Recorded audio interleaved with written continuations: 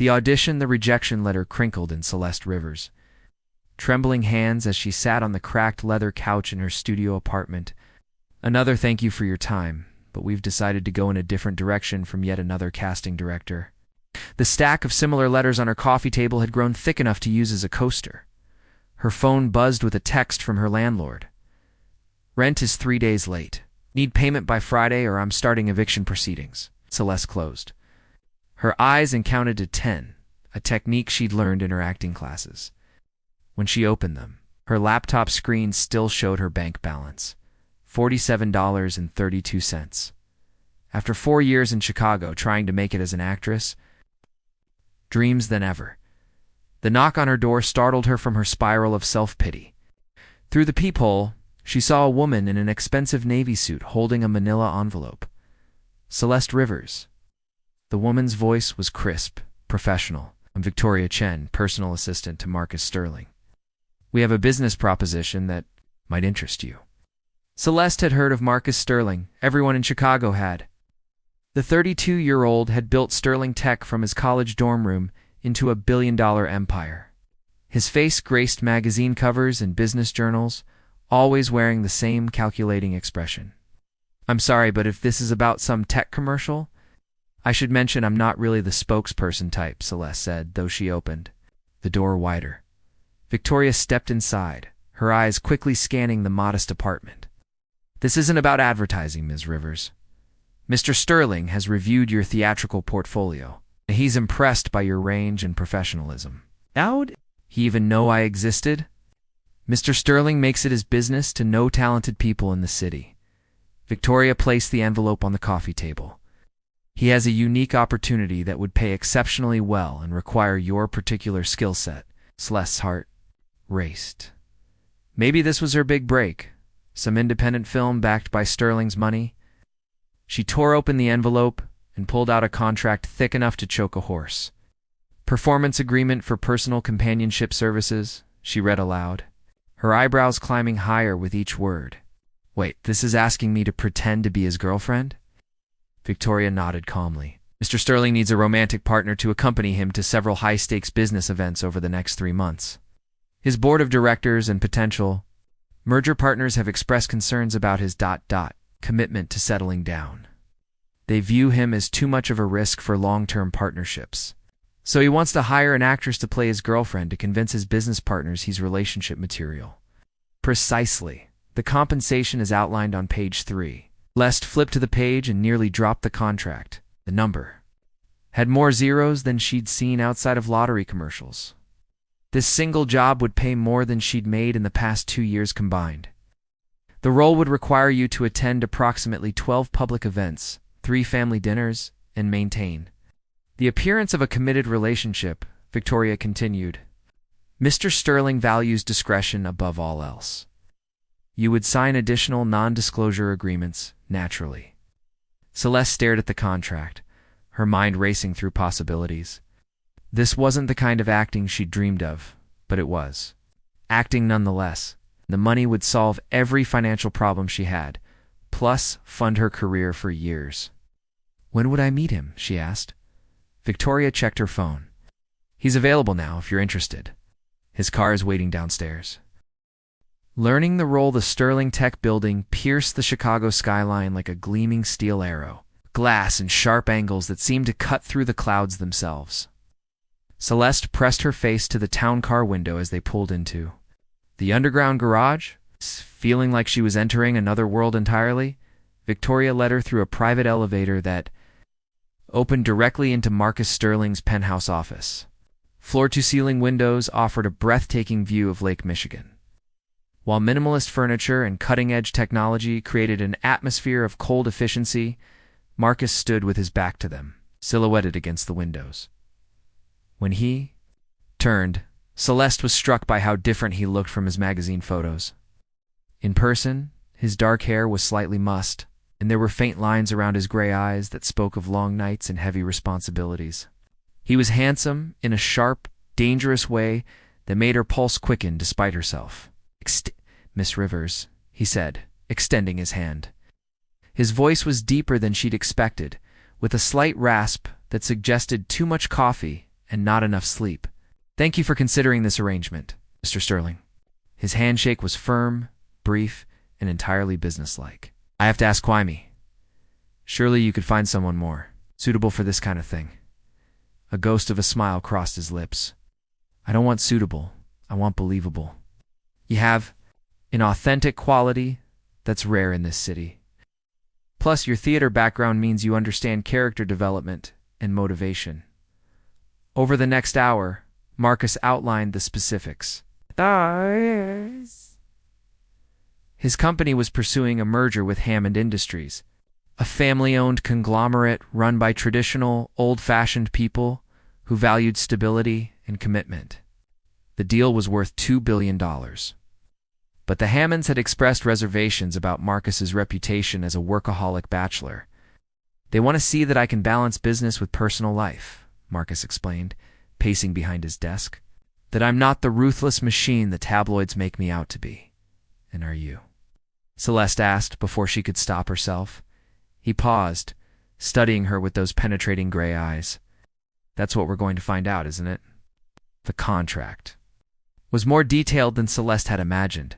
She would move into the guest suite of Marcus's penthouse for the duration of their arrangement, tend to social functions, and maintain the illusion 24 hours a day in case of unexpected visitors or paparazzi. There were clauses about appropriate behavior, wardrobe allowances, and even guidelines for public displays of affection. This feels very clinical, Celeste said, flipping through pages of specifications. I prefer to think of it as thorough, Marcus replied. I don't leave anything to chance. The first week was awkward beyond description. Marcus's penthouse was a masterpiece of modern design, all clean lines, expensive art and technology that responded to voice commands. Celeste felt like she was living in a museum, afraid to touch anything that might cost more than her annual rent. Their first practice date was dinner at an exclusive restaurant downtown. Marcus had arranged for a photographer to accidentally capture them leaving together, creating the first piece of evidence of their relationship for the gossip blogs. Relax, he murmured as they walked to his car, his hand resting lightly on the small of her back. It looked like you're heading to your execution. I feel like I am, she whispered back, hyper-aware of his touch and the curious stares from other diners. What if someone asks me personal questions about you? What if I say the wrong thing? Then we'll adapt. Good actors improvise. But improvisation required chemistry, and their early attempts at couple behavior felt forced and uncomfortable. Their conversations were stilted, punctuated by long silences where they both seemed to remember they were performing rather than simply enjoying each other's company. The real test came during their first family dinner with Marcus's parents. Richard and Eleanor Sterling lived in a mansion in Lincoln Park that looked like it had been transplanted from an English countryside. They were polite but calculating, studying Celeste with the same intensity Marcus brought to business negotiations. Dear Eleanor said over the soup course, Marcus tells us you're an actress. How ... Interesting. Are you working on anything currently? Celeste felt Marcus tense beside her. They'd prepared for this question, but sitting under the scrutiny of his mother's perfectly composed smile made her mind go blank. I'm between projects right now, she managed. But I'm excited about some opportunities that are developing. It wasn't entirely a lie. This arrangement was certainly an opportunity, even if not the kind she'd originally imagined. And how did you two meet? Richard asked, cutting his steak with surgical precision. Marcus's hand found hers under the table, his fingers interlacing with hers in a gesture that looked natural but felt electric. At the Art Institute benefit last month, Celeste was there, with friends, and I couldn't take my eyes off her. The way he said it, with just the right amount of warmth and sincerity, made Celeste's heart skip despite knowing it was all performance. She was beginning to understand why Marcus Sterling was so successful. He could make anyone believe anything when he set his mind to it. As the evening progressed, they began to find their rhythm. Celeste discovered that Marcus had a dry sense of humor that emerged when he relaxed, and he seemed genuinely interested when she talked about her passion for theater. By dessert, their laughter felt almost natural. Well, Eleanor said, as they prepared to leave. She's certainly lovely, Marcus. I hope we'll see more of her. In the car afterward, they sat in comfortable silence for the first time since meeting. Went well, Marcus said finally.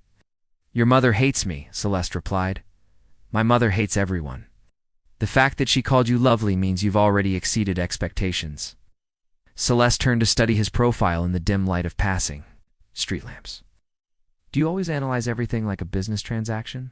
Don't you always approach everything like a character study? She considered this. Touché. Though I have to say, your smitten boyfriend character needs work. You look constipated when you're trying to look lovesick. For the first time since she'd met him, Marcus Sterling threw back his head and laughed a real, genuine sound that transformed his entire face. I'll work on that, he said. And Celeste found herself smiling in response. Maybe this arrangement wouldn't be so impossible, after all. Behind the masks, 3 weeks into their arrangement, Celeste had begun to settle into the strange rhythm of her new life. The penthouse no longer felt like a museum. She'd learned which coffee maker Marcus preferred in the morning, discovered his weaknesses for old detective novels, and even convinced him to let her cook dinner twice a week instead of ordering from expensive restaurants. Their public appearances were becoming smoother, more natural. Gossip blogs had picked up their story, dubbing them Chicago's most intriguing new power couple. Photos of them at gallery openings and charity galas showed what appeared to be a couple genuinely enjoying each other's company. But it was the private moments that were beginning to unsettle Celeste.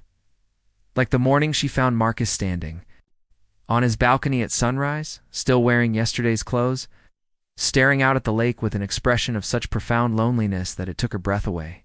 He'd been up all night working on merger documents, and when she brought him coffee, he'd looked at her with such gratitude that she felt something shift in her chest. Or the evening when she'd been practicing monologues in the guest room and discovered him sitting quietly in the hallway, listening. When she confronted him, he'd admitted that he'd never heard anyone speak with such passion about their dreams. I used to have dreams like that, he'd said softly, before everything became about market share and profit margins. What did you dream about? She'd asked. Changing the world. Making technology that would help people connect, create, build something meaningful. He'd shaken his head. Naive, wasn't it? Not naive. Human. The real breakthrough came on a Thursday night when Marcus received a call that sent him into a cold fury. Celeste watched from the kitchen as he paced his office, his voice clipped and dangerous as he spoke to whoever was on the other end. I don't care what the shareholders think. He was saying, we're not cutting the accessibility features from the new platform. That's not negotiable. A pause, and they can find another CEO. When he hung up, he stood perfectly still for a long moment before sweeping everything off his desk in a rare display of emotion. Papers scattered across the floor like snow. Celeste approached cautiously. Bad news? The board thinks I'm being too sentimental about keeping features for disabled users. Apparently it's not financially prudent. His voice was bitter. 15 years I've been building this company, and they still think I'm just another profit-obsessed algorithm. But you're not. He looked at her sharply. How would you know? This could all be part of the performance. Celeste moved closer, her bare feet silent on the hardwood floor. Because I've seen you when you think no one is watching. I've seen you tip the doorman's daughter's college fund. I've watched you work until 3 in the morning because you refused to lay off employees during the merger transition, and I saw your face when you told your board no tonight. Marcus stared at her, something vulnerable flickering in his gray eyes. You see too much. It's an occupational hazard. Actors study people. And what do you see when you look at me? Question hung between them, charged with an electricity that had nothing to do with their contractual arrangement. Celeste felt her heart racing as she studied his face, the sharp cheekbones, the mouth that could be cruel or gentle depending on his mood, the eyes that held intelligence and pain in equal measure. I see someone who's forgotten how to let people care about him, she said quietly. Something broke in Marcus's expression. He reached for her, his hand cupping her cheek with surprising gentleness. Celeste, ... For a moment, she thought he might kiss her. The air between them seemed to shimmer with possibility. and she found herself leaning into his touch, her eyes fluttering closed. Then his phone rang. Marcus stepped back as if he'd been burned, his professional mask sliding back into place. "Sterling," he answered, his voice once again cool and controlled. Celeste retreated to her room, her heart pounding. She sat on her bed, pressing her fingers to her cheek, where his hand had been, trying to make sense of what had just happened. This was supposed to be a job, a performance. But somewhere between the family dinners and late-night conversations, between seeing his vulnerability and showing him her dreams, the lines had begun to blur. She was falling for him. Not the billionaire image or the magazine cover version, but the man who worried about his employees and fought for accessibility, features, and looked at her like she was something precious and fragile. The realization terrified her. The next morning, Marcus was back to his usual professional demeanor, but Celeste caught him watching her when he thought she wasn't looking. During their morning briefing about the weekend's events, his fingers drummed nervously on his coffee cuppa. Till she'd learned meant he was thinking about something other than business.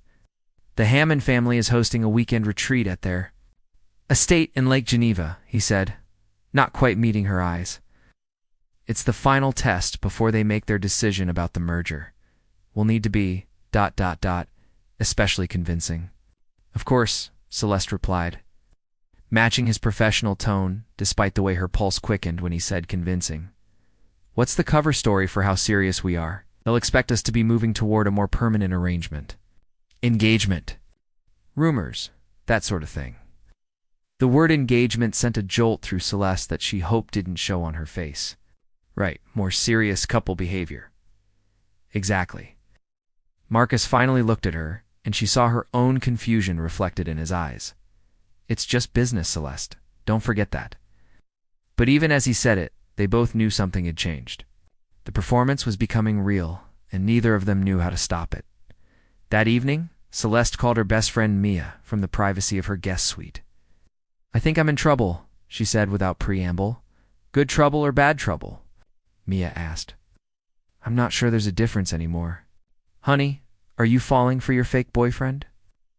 Celeste was quiet for so long that Mia thought the call had dropped. "Celeste, you there?"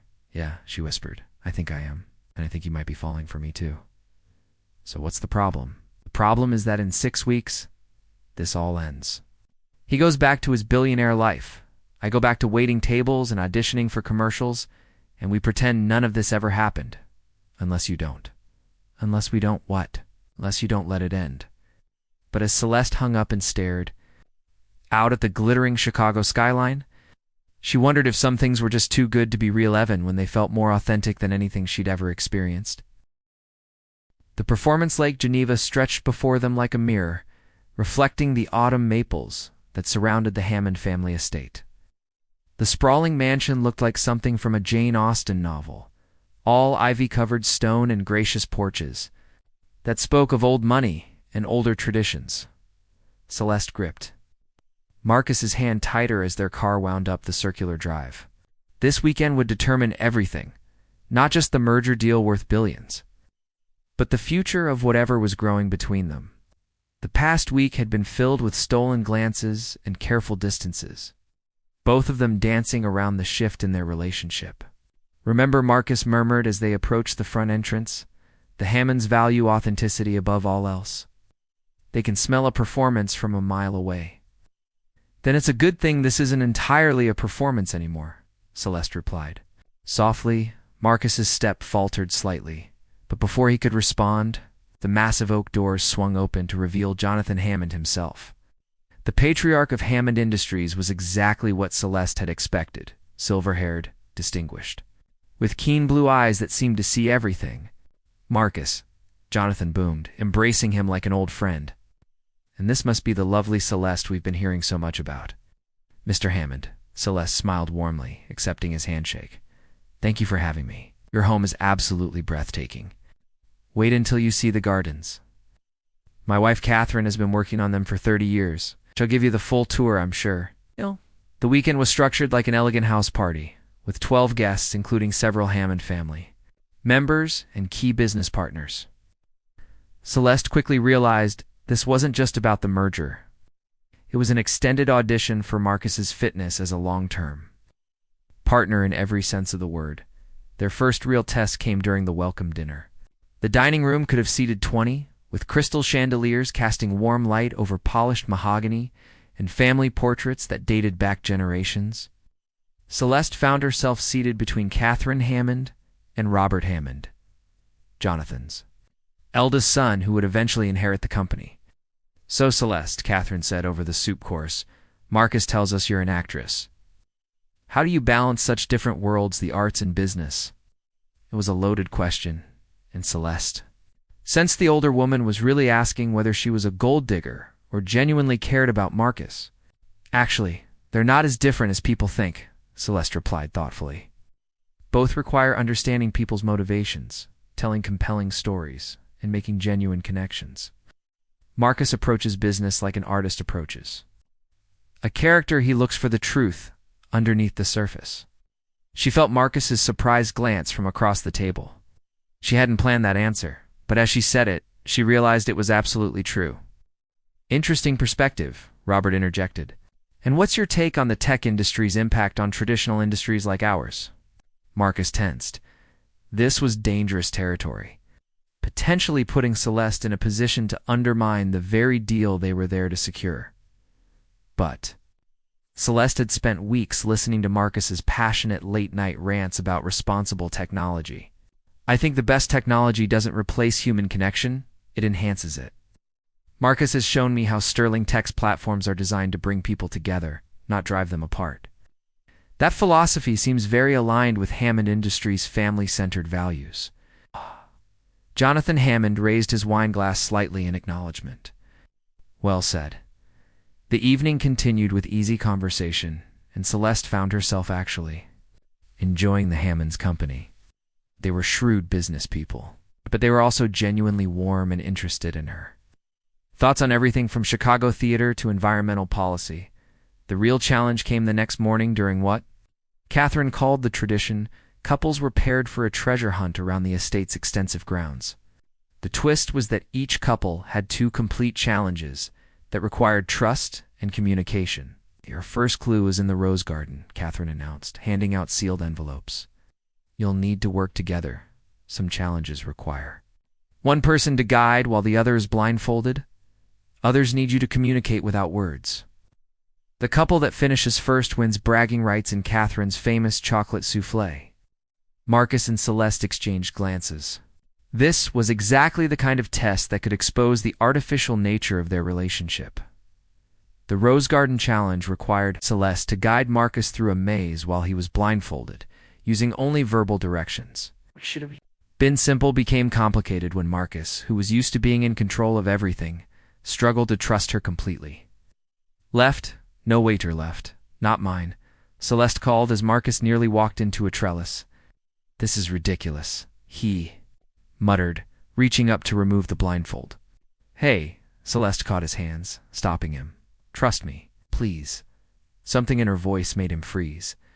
They stood there in the garden, surrounded by the scent of late-blooming roses, and Celeste saw the exact moment Marcus made the choice to truly trust her.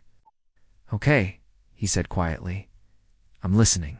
It took them 20 minutes, but they navigated the maze successfully.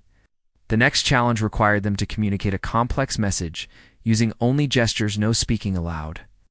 As Marcus tried to mime, "The old oak tree by the boathouse," his usual stoic expression gave way to increasingly ridiculous faces and hand movements that had Celeste doubled over with laughter. "You look like you're having a seizure," she gasped, then covered her mouth. She'd spoken out loud and broken the rules. But instead of being frustrated, Marcus started laughing too. That real, genuine laugh she'd only heard a handful of times. Other couples turned to look at them, but neither cared. For a moment, they forgot about the deal, the performance. Everything except the joy of being together. They didn't win the treasure hunt, but something more important had happened. By the time they returned to the house, dirty and windblown and still giggling about Marcus's mime performance, they were holding hands without thinking about it. That evening's dinner was more relaxed, the conversation flowing naturally as the wine helped everyone unwind. Celeste found herself deep in conversation with Jonathan about the responsibility of inherited wealth, while Marcus discussed sustainable technology with Catherine. "You know," Jonathan said quietly so only Celeste could hear, "I've known Marcus for 5 years. I've never seen him laugh the way he did in that garden today." "He doesn't let himself relax very often," Celeste replied. "No, he doesn't. Driven young man, but I always worried he'd forgotten how to be happy." Jonathan studied her carefully. "You're good for him." Before Celeste could respond, disaster struck. Marcus's phone, which he'd reluctantly left on the sideboard, began buzzing, insistently. He ignored it at first, but when it rang for the 4th time, Catherine gestured for him to answer it. "I'm so sorry," Marcus apologized, stepping onto the terrace to take the call. Through the French doors, they could see his posture change dramatically. His voice rose, though they couldn't make out words, and his free hand raked through his hair. In obvious distress. "Everything all right?" Jonathan asked when Marcus returned, his face grim. "I'm afraid we might need to cut our weekend short," Marcus said tightly. "There's been a security breach at Sterling Tech. Our entire customer database may have been compromised." The room fell silent. A data breach of that magnitude could not only kill the merger deal, but potentially destroy Sterling Tech entirely. Ow! "Bad, is it?" Robert asked. "We won't know until I can get back and assess the damage." "I'm sorry, Jonathan. I know the timing couldn't be worse." Celeste watched Marcus's face and saw something that broke her heart to feet. This wasn't just about business anymore. She could see him retreating behind his walls, convincing himself that he was exactly the ruthless machine everyone thought him to be. "Actually," she said, standing up, "why don't you handle this from here?" Everyone turned to look at her. Marcus shook his head. "Celeste, I appreciate the gesture, but you have a laptop, right? And the estate has excellent Wi-Fi, noticed. When I was posting photos earlier, your team can handle the initial response while you direct them remotely. This way you don't have to choose between the deal and the crisis." "That's actually not a bad idea," Jonathan said thoughtfully. "We have a fully equipped office you could use. And Catherine, didn't you say the Stevensons dealt with something similar last year?" "Indeed. Margaret Stevens is here tonight. Introduce you. She might have some valuable insights." Marcus looked around the table, clearly torn. Celeste could see him calculating odds, weighing options, trying to determine the least damaging course of action. "Marcus," she said softly, placing her hand on his arm. "Let people help you. You don't have to handle everything alone." For a moment she thought he might argue, and his shoulders relaxed slightly and he nodded. "All right. Well, I'll probably be up most of the night dealing with this. Now I'll bring you coffee," Celeste said simply. The look Marcus gave her in. That moment was so full of gratitude and something deeper that it made her breath catch. The rest of the evening was spent in Jonathan's study, with Marcus coordinating his company's crisis response, while Jonathan, Catherine, and Margaret Stevens offered advice born from decades of experience. Celeste played hostess, keeping everyone fed and caffeinated while Marcus worked. At 3 a.m, when the initial crisis had been contained, and Marcus finally allowed himself to breathe, he found Celeste curled up in an armchair, fast, asleep with a cold cup of coffee in her hands. She never left. Jonathan observed quietly from behind his desk. "No," Marcus said, gently taking the cup from Celeste's hands and covering her with a throw blanket. "She never does. That's a rare quality in a partner." Marcus looked up at the older man. "Jonathan, about the deal, Marcus. In 30 years of marriage, Catherine has seen me through 3 major business crises. 2 heart attacks, and that unfortunate incident with the yacht. The way a couple handles adversity tells you everything you need to know about their foundation." Jonathan smiled. "I think we'd be proud to have Sterling Tech as our partner." As dawn broke over Lake Geneva, Marcus sat watching Celeste sleep, finally understanding that some things were more valuable than any deal and more terrifying than any crisis. Final curtain call: the Hammond merger was signed on a Tuesday morning in November, with enough media coverage to make the business section of every major newspaper. Marcus stood in his office afterward, holding the signed documents that would transform both companies, but all he could think about was the expiration date on another contract entirely. 2 weeks. That's all that remained of his arrangement with Celeste. The past month since, Lake Geneva had been a study in controlled chaos. The data breach had been contained, but it had required weeks of 18-hour days to restore customer confidence and rebuild security protocols. Through it all, Celeste had been there bringing him meals he forgot to eat, listening to his frustrated rants at 2 in the morning, celebrating small victories with takeout dinners on his office floor. The hardest part was that none of it felt like acting anymore. "The Hammonds want to throw a celebration dinner next weekend," Marcus told her that evening as they shared Chinese food in his kitchen. Final public appearance. Les nodded, twirling lo mein around her chopsticks with studied concentration. "And then your contract is fulfilled. You'll receive the final payment, along with the bonus for the successful merger completion." They ate in silence for a while, the unspoken weight of their ending arrangement settling between them like fog.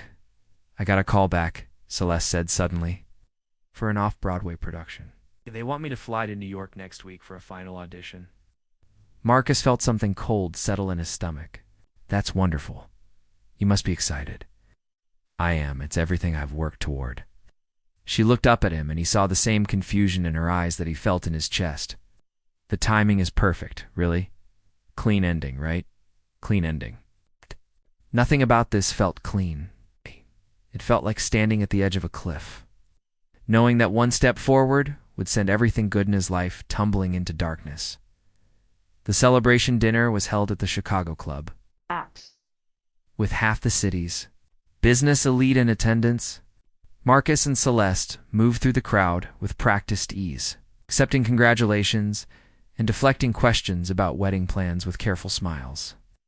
"You two seem to bring out the best in each other," Catherine Hammond observed during cocktails. "Jonathan is already planning to seat you next to the Weatherbys at the Christmas gala. Margaret Weatherby is convinced she can find the perfect venue for your wedding." Celeste's champagne glass trembled slightly in her hand. "That's very thoughtful of her."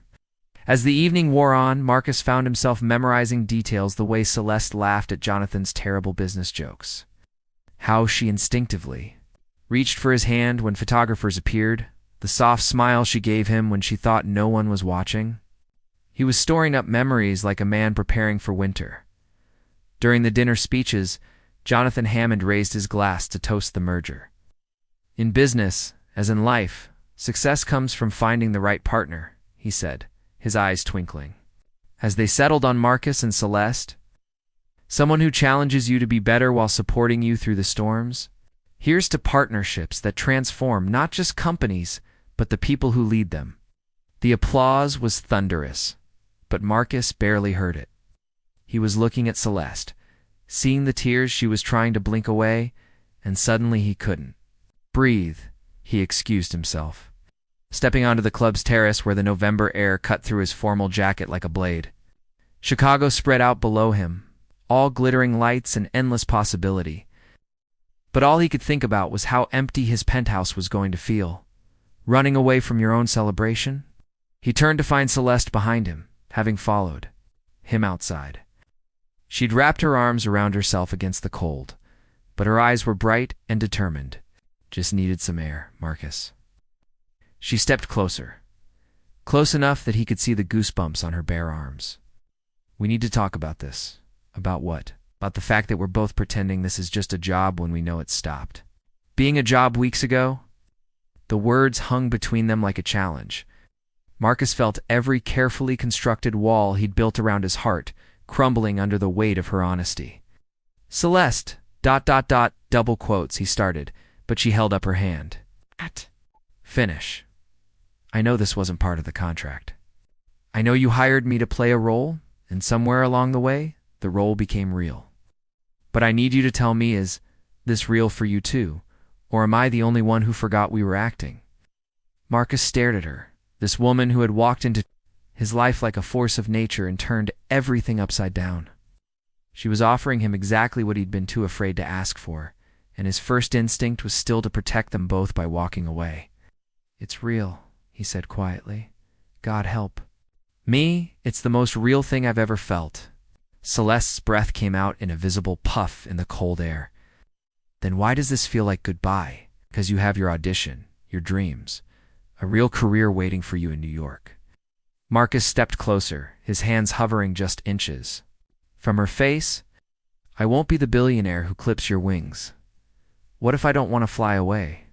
You say that now, but Marcus Sterling, you brilliant, stubborn man? Celeste grabbed his lapels, pulling him down until they were eye to eye. Do you really think so little of me that you believe I can't make my own choices about what I want? I think so much of you that I'm terrified of being selfish? Then let me be selfish for both of us. She kissed him then. Right there on the terrace, with the Chicago wind whipping around them and the sounds of their celebration dinner drifting. Through the French doors, it was nothing like their practiced kisses for the cameras. This was desperate and honest, and full of all the feelings they'd been trying to ignore. When they broke apart, Marcuse rested his forehead against hers. What about New York? The audition? Can audition for Chicago theaters too.